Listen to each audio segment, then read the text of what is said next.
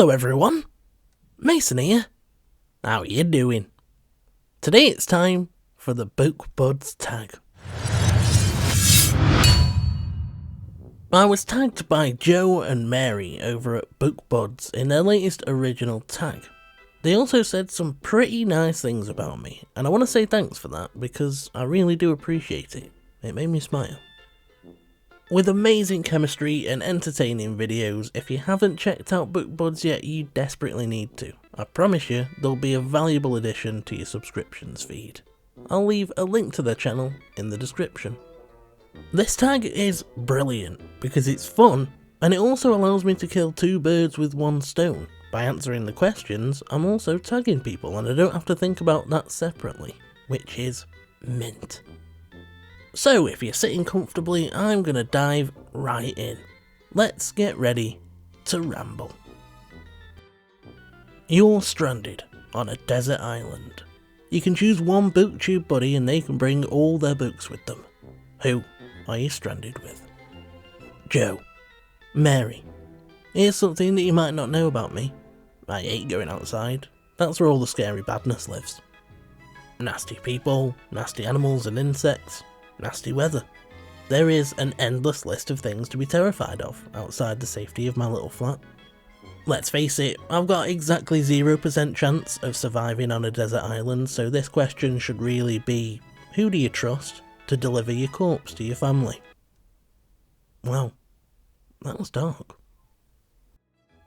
I thought about this one for a really long time, and I ended up settling on Rachel from Rachel's Reading Nook, because she's nice, she seems interesting, and I think we could have a decent conversation. More importantly though, she does lots of vlogs where she talks about books in that outside place, which is where nature is, I think. That means she'd be better equipped to deal with the challenges that we'd face. I mean, this is pretty unfair on Rachel if we're being honest. Not only have I stranded her on a desert island, which I'm assuming she wouldn't like, but I can't see, so without internet access I'm not going to be able to listen to audiobooks, which means she's going to have to read to me, which is going to be pretty hard when she's starving to death. I know I would be completely bloody useless. If we're being honest, in this hypothetical situation, Rachel's probably best just stringing me up and using me as bait. You and a Booktube buddy rob a bookstore, leaving with 100 books, which is of course entirely accidental, but you get caught and now you're getting locked up. Who's your accomplice? Prison. Seems like a dangerous place, doesn't it? But I actually think I have a better chance of survival than on the desert island. If prison TV shows have taught me one thing, it's that prisoners, despite being potentially violent criminals, live by a strict moral code, which would preclude them from messing with someone who is blind. Yes, positive discrimination working in my favour. This may seem pretty unfair for whoever ends up on the inside with me. After all, my blindness isn't going to protect them, is it? But I do have a plan. There will be a top dog. There's always a top dog. And the positive discrimination thing means that the screws won't be suspicious of me, which will allow me to complete tasks for the top dog and earn protection for myself and my accomplice in the process. With that being said, I definitely don't want to spend more time than I need to in the prison, and I'm definitely not planning on serving my entire sentence, so whoever I choose needs to have the skills required to break us out. This is where Chris from Chris Reviews comes in. This is a perfect plan, trust me, because Chris is disarmingly nice and no one will suspect her either. So whilst I'm buttering up the top dog and earning us some protection, Chris can make friends with everyone. Using her newfound connections, she can orchestrate a series of convoluted schemes that will allow us to smuggle in Jack, Meepers and the rest of the ferret crew. Because Jack is actually a highly trained operative with experience working for Her Majesty the Queen, he knows plenty of emergency extraction techniques. Once the rest of the ferret crew are inside, they can get to work neutralising the guards and Jack can get me and Chris to safety. Job done. You magically end up trapped inside a mystery novel. Which booktuber buddy do you choose to help you solve the mystery? This one is easy. I choose Alice from Alice and the Giant Bookshelf because she's a huge mystery fan and she's very familiar with the works of Agatha Christie. Because so many mystery authors are influenced, at least in part, by the impact that Agatha Christie has had on the genre, I feel like whoever is writing this novel that me and Alice are trapped inside will probably use some tropes that Alice is familiar with. I feel like the combination of our knowledge on the crime and mystery genre would mean me and Alice would work as a good team. We'd have the case done and dusted and we'd be back in our own world in time for tea. You end up trapped in a fantasy world, fighting dragons and casting spells. Who with? Once again, this one is easy. I choose Joanna.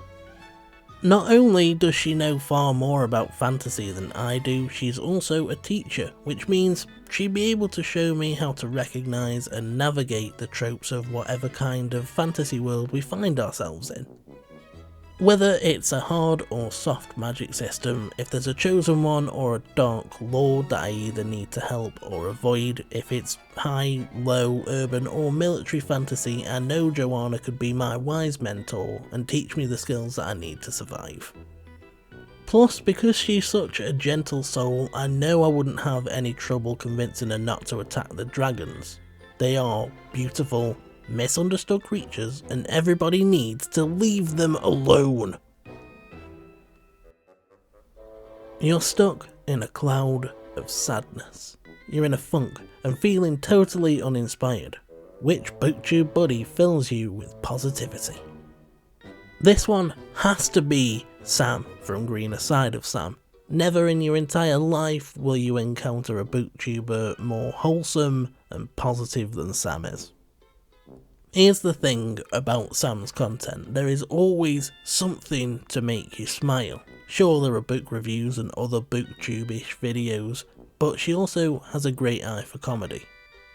Her Sharon character is brilliant, her Secret Life of an American Booktuber series is brilliant, both her poetry and her singing voice are phenomenal, and I think that it's just impossible to experience Sam's vibe without feeling positive afterwards. Both of your arms are in casts. You need someone else to do all your editing for you. Who do you choose? You know what? I think I have an absolutely fantastic choice for this. I'd go with Epic from Epic Tales, or Epicteles, which is how my talkback says it. One of the things that I love about Epic's channel is that the sound production is spot on. You can tell that he really cares and does his utmost best to make the videos sound as good as possible. His narrations are wicked. I can think of at least a few times where I've listened to them and got goosebumps because they're just that good.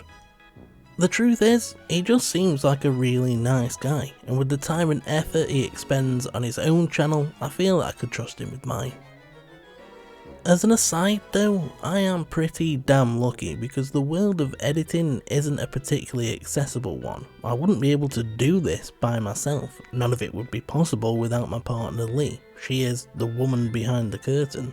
I'm just some guy who sits in front of a microphone. She makes the magic happen. There is a magic button. If you press it, you will have read all the books one of your Booktube buddies has read. Who do you choose? Without a doubt, 100% this would have to be Leslie from the Nerdy Narrative, because she's read approximately 9 billion books this year. Seriously though, Leslie reads a lot, and there's pretty much no genre she won't touch. She's also read a hell of a lot by self-published authors who I can't get my hands on because they don't have audiobooks. Having suddenly read everything that Leslie's ever read would broaden my horizons big time. Plus, the most important factor is that Leslie is a huge horror fan, so if I'd read everything she's ever read, I might become desensitized to certain things and I'd be able to read horror in the future. I could finally stop being terrified of the supernatural. Right, where's that magic button? Oh, there isn't actually a magic button. Damn it. I'll leave links to the channels of everybody I've mentioned in this video, and if there's anyone you haven't checked out yet, you definitely need to, because they're all bloody great. But don't just take my word for it, get and find out for yourself. My question for today is this. I've got 3 bottles, each filled with a coloured liquid, purple, red, green. One of them is poisoned, but you have to drink one or the sun will explode. Which one do you drink? Let me know, and I'll tell you if you survive. If you've enjoyed this video, the like and subscribe buttons are just sitting there, waiting to be pressed. Now press them, or I'll whip you with a wet tea towel. If you want to get in touch, say hi and have a chat, you know where the comment section is, and the link to my Twitter can be found in the description. Thanks ever so much for spending time with me today, guys. Until next time, take care. For now I'm off, and you should have a good one.